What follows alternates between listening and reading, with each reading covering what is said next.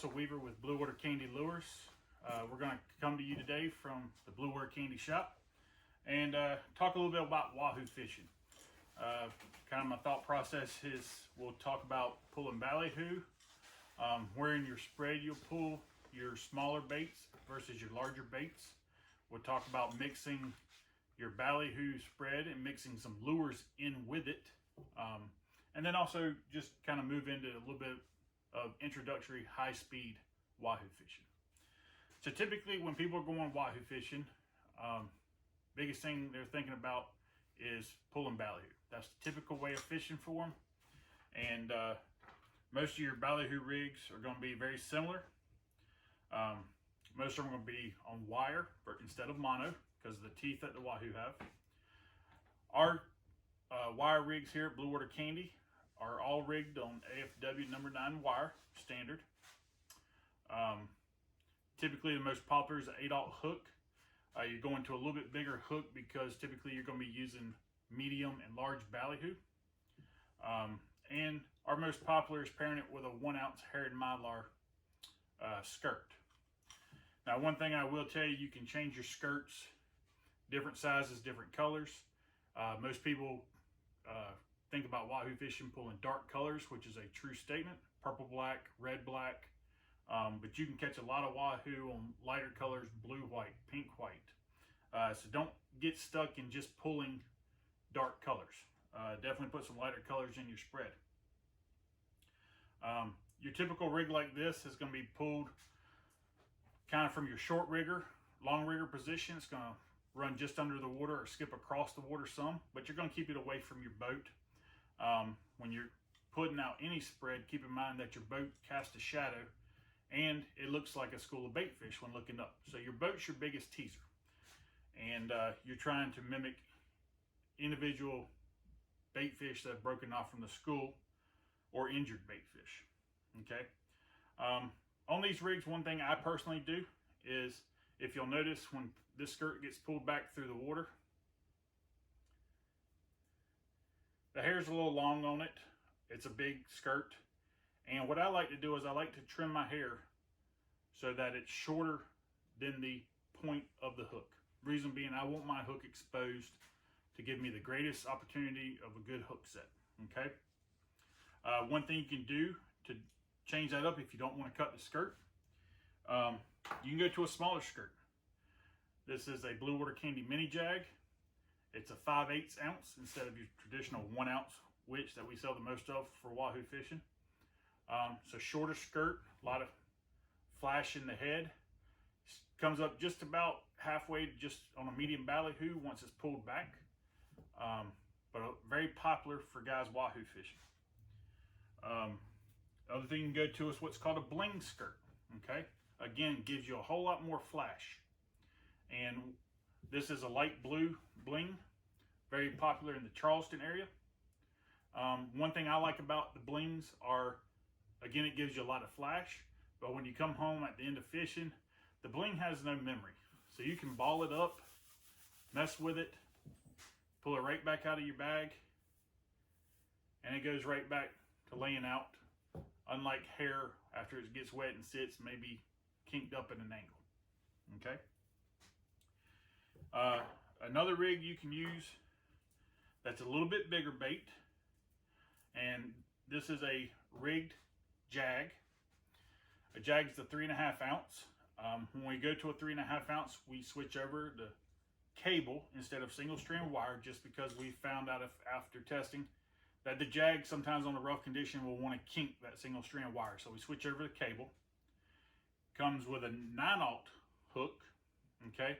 And I'm typically going to pull this with a large or select ballyhoo. I want a bigger profile bait. As I discussed numerous times, I want my bigger baits closer to the boat. One, because if they're further back in the spread, when you go to make a turn, you run the risk of them sinking down and tangling up your spread. But I also want the bigger profile to look like a predator fish chasing that school of bait that the boat's shadow is portraying. So this would be run typically in my spread off of a flat line, either pinned down to a flat line clip or pinned down by a rubber band to your reel handle. Okay. Let me step back just a second. If you're a small boat, center console, And you can't pull as many lines as your big sport fisherman. I'm a big believer in getting inline teasers out to help simulate smaller schools of bait fish that have broken off from the big pod. A product that we make that I put out every time I go fishing is called a bling bait shower, okay? And what it is, it's 7 skirts that are in a dancing style. Now I'll kind of slowly go up so you can see, okay? And this skips across the top of the water. You'd run this in a rigger position. You want all of these skipping on top of the water, creating a little whitewash. But the beauty behind this teaser is it's got a snap swivel on the back of it. So you'll snap in from your main line to the front here, where the loop protector is. I recommend on any offshore fishing, always using ball bearing snap swivels off of your rods. But you'll hook in right there. And then off the back, there's a ball bearing snap swivel. This allows you to switch baits in and out. I can go from a mono rig if I'm mahi fishing. For Wahoo, I can put a wire rig right off the back of it. Okay? Just snap it in. I always have an alternating color rig than what my bait shower color is. Going back to the jag, after you got your baits out on top, a lot of guys like to pull a planer rod. For those of you that are not familiar, it's a little bit heavier setup. I'm sure everybody's familiar with a planer. And what most people are doing is going to an inline planer. And to do that, you have to use what's called a planer bridle. Okay? This is a planer bridle here. It's a short section of usually 500-pound hollow core. It's got 2 loops in it. And the way this works is it winds onto your reel through your rod guides. So you'll take your main line off your reel, crimp it to the front swivel, and off the back swivel you'll have to crimp roughly 100 feet of some form of leader, 100 pound, 130 pound, whatever you like to use. And then you'll have a snap swivel on the end of that going to your rig, or you can make it all inline. The beauty of a planer bridle is your planer you will take and have special length clips off the front and back of your planer. You'll set your bait out. As this comes off your reel, you'll stop. You'll clip your planer on in the 2 loops, send your bait out. When the fish hits, the planer trips. You fight the fish until this comes up to the rod tip. Unsnap your planer, put it in the boat, continue fighting the fish. You don't have to worry about the planer swinging around at the end of your rod tip, hitting somebody in the head, and having to hand line another 100 feet of leader back in before you can gaff the fish. So they're very handy on planer rods. On the planer rod, you can pull ballyhoo. It's very effective. Again, I typically pull a bigger bait just to act as a predator fish underneath that school of bait fish looking up. And you can actually mix it in. We'll jump into pulling lures at the same time with your ballyhoo. And by lure, I just mean anything that does not require bait. Okay. One thing that's very popular that we make is called a jagahoo. Jagahoo's 3.5 ounces, all mylar, and it's got a spinner blade off the back, rigged on 275 cable. Spinner blade gives an extra flash, help attract that wahoo. Most people pull this off of a rigger position, or even more effectively off your shotgun, way, way, way back. As a last resort for that fish that comes through the spread, sees that one struggling bait fish. I'd say probably 75% of the people that call and talk about catching wahoo on a jagahoo are pulling in their shotgun position. We do 2 sizes of it. You have the standard jagahoo, or you have the 8-ounce jagahoo. The 8-ounce jagahoo, like I said earlier, I'm going to pull closer to the boat because it's a bigger bait. I don't want it sinking through my spread of ballyhoo or other lures. Again, it's got a little bit bigger blade on it. And it's going to be pinned down in my flat line position, either by rubber band to the reel handle or to a cleat or to a flat line clip. You can also pull this off your planer rod. Very effective. One thing I like about pulling lures off a planer rod is I don't have to check it constantly to see if I got short strike on ballyhoo. I have to check it less often. You pretty much know when you get hit. We do offer this in what's called a jagahoo 8-ounce chain, and the chain has 4 inline squid in front of it, again just to simulate another school of bait fish in front of the lure. Probably the biggest lure that we offer that I pull mixed in with my ballyhoo spread is called a Wahoo bomb. Wahoo bomb's a very big lure, 16 ounces total weight.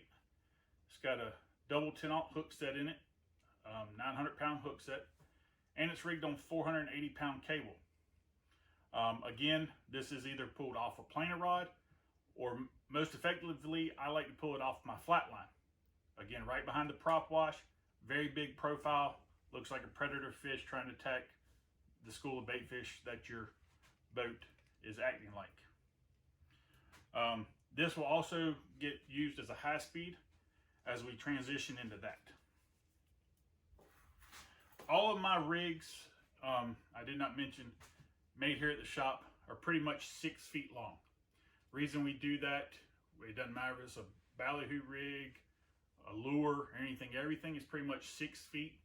That way you less hand lining, you can wind the lure all the way up to the rod tip, stick the fish, less chances of somebody getting hurt, getting their hand wrapped up, and all that extra leader.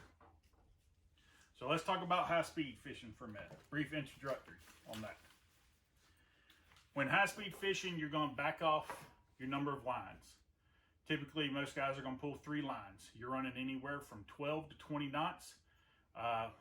If you're not strictly saying I'm going to go high speed fishing, a lot of people will use it when changing spots, maybe that are 10 or 15 miles away. Gets you fishing longer, and it's not that far. I mean, you're talking about being there within 45 minutes. And you might come across a school of fish in between your spots that if you were just running, you would have ran over. But typically you're going to pull bigger baits and you're going to pull heavier equipment. Just because you're using heavier drag for that initial strike and to fight the fish. And one thing we talk about is the option of using a trolling weight. Trolling weights are used to help keep the bait in the water or change the depth at which the bait's running. Cigar style shape, cylindrical, no drag. I'll show you how they go in line and how you can use them also with a planer bridle, even though it's a trolling weight should you want to. So on the small side of a high-speed lure, you can use that same 8-ounce Wahoo that we were using in your ballyhoo spread. This most likely will require a trolling weight, even though you're going to run them real far back. Most of your spread may start at 100 yards closest to the boat, 75 yards, and then go further back. You're not typically running anything real close to your boat because at that speed there's a lot of whitewash and it's going to be hard to keep it in the water. But 8-ounce Wahoo, very good bait. That extra flash, probably paired with a trolling weight. Okay, and I'll show you how to use a trolling weight now. So a trolling weight is an inline device, just like a planer, to help the bait stay down. You'll snap coming off your rod tip to the front of the trolling weight. Okay, off the back of the trolling weights we make here, 250-pound ball bearing swivel, AFW, and you'll connect some form of a shock leader. Shock leaders are typically 30 feet, made out of 200, 300-pound mono. Okay, so you'll go from trolling weight to shock leader. Shock leader also has a 250-pound AFW ball bearing swivel off the back of it, which you would attach to your lure. Okay, you'll drop this back. If you wanted to use a planer bridle instead of having this inline, so you can take it on and off and keep on fighting the fish. Otherwise, you have to set this down in a rod holder and hand line that 30 feet of shock leader. It's the same premise that we talked about with the planer bridle and using a planer. You just have to make clips that come off of your trolling weight to snap into the planer bridle. Another lure that we offer is called the Houdini. Houdini is a 14-ounce jet head. Comes in a squid or all mylar version. The all mylar version has an 8-aught tandem hook set. The squid has a 10-aught tandem hook set.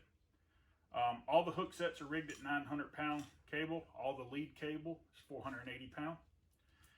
The Houdini is a jetted head, and it jets out underneath the skirt to help blow that skirt out and give it a bigger profile.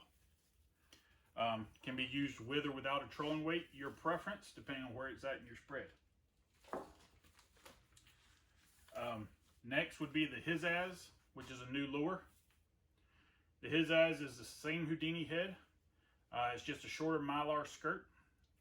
It would get rigged with a single 10-aught skirt, still 480-pound lead cable. It's personal preference.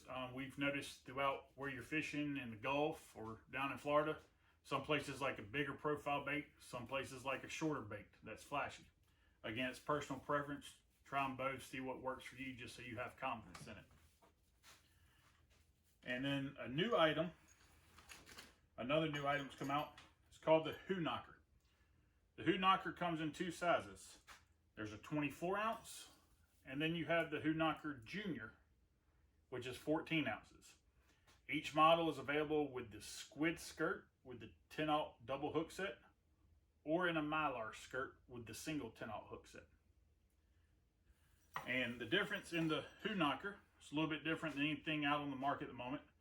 It's got jet heads on top, so it helps with the smoke trail. But instead of any kind of internal rattle, it has rings that rotate and bang on the shaft. So when it's rough going back and forth side to side, it's going to make a lot of noise. It's got jets that come out underneath the rings to help blow it out. The prototypes, one thing we were told, guys fishing the prototypes that they liked, is even this 14 ounce at 50 feet behind the boat at 12.5 knots. And typically you're not going to run a bait that close, but at 50 feet behind the boat, 12.5 knots, the bait never jumped out of the water. The water went through it real good. It stayed down in the water. And when cranking it in, it had very little drag, which the captain said they liked. So this one, again, with or without a trolling weight, obviously the further you put them back, the better. To help stay down, if you want it to be a little bit further, as with any lure or bait you put at, the further back it is, regardless of your speed, it's going to drop down a little bit further. And last but not least, going back to the Huda Bomb, again, can be used as a high-speed lure. With the hair and everything, I recommend using a trolling weight. Again, it's 16 ounces, but trolling weight's your preference. Trolling weights, most people are using anywhere from 16 ounces up to 96 ounces. Again, it's just whatever you feel comfortable using, and it may vary based off the sea conditions and what other lures you're pulling in the spread. So that's a quick introductory of some different ways to wahoo fish. If there's anything you have questions about, don't hesitate to give us a call. I'm always at the desk with a phone right next to me. So give us a call. We'll answer any questions we can to help you out. Number's 910-270-3718. Thank you.